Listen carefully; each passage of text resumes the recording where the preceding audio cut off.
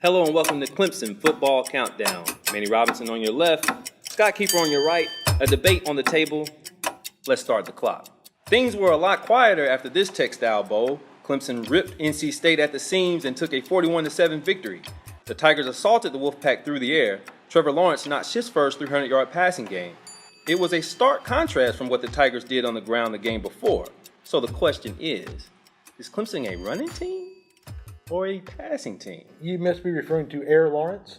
I like it. It's a passing team. I mean, when you've got guys like T. Higgins, Amari Rogers, Justin Ross, Hunter Renfrow, that's what you are. You have to utilize them. I mean, they're too good to ignore.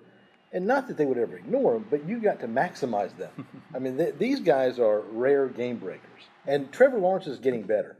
Yes. I mean, he's much more comfortable behind center now. What stands out about him is the snap, the velocity on his throws. He can make cross-field throws that a lot of quarterbacks can't make that are seniors and juniors in this country. By the season's end, this is going to be the passing team. Au contraire, mon frère. I say rushing team, but I'm of the belief every team should be a rushing team. I'm not saying you go triple option, full bore, but I think everything starts with the run. I think you have a crew, just like you said, you list off T. Higgins, Renfrow, so on and so forth.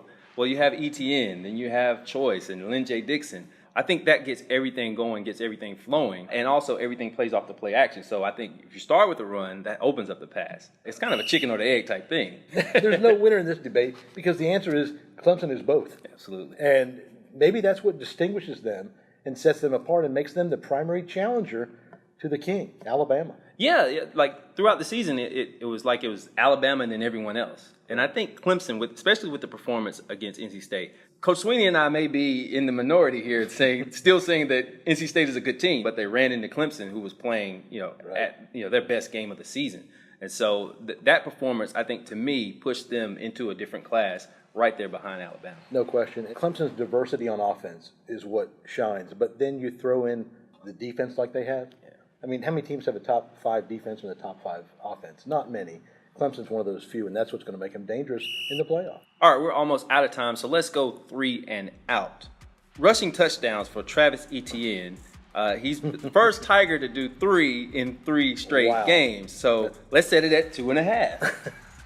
I'm going to go under. I think it's going to come to an end finally, but it's been fun.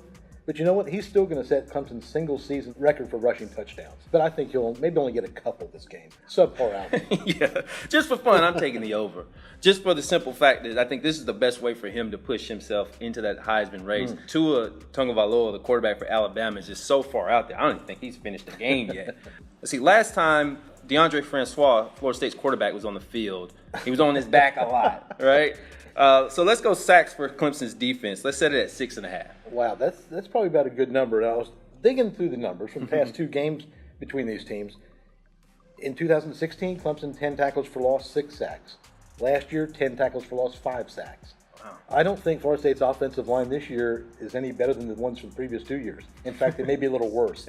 So I'm going to take the over on the sacks. I think they may get 7 or 8 sacks in this game. All right, there's no question who we're taking in this game. I think we both predict a Clemson victory. So let's go a final over-under. Let's go 0.5 stitches for our man Bart Boatwright. Wow. A lot of people disagree with Dabo Sweeney's fake field goal call, and no one hated it more than our beloved photographer Bart Boatwright. He took a shot from Christian Wilkins, who was blocking 25 yards down the field.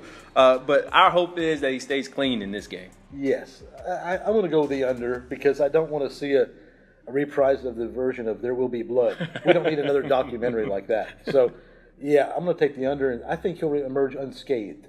There you go. I think that's time well spent. We appreciate your time. Catch us next time on Clemson Football Countdown.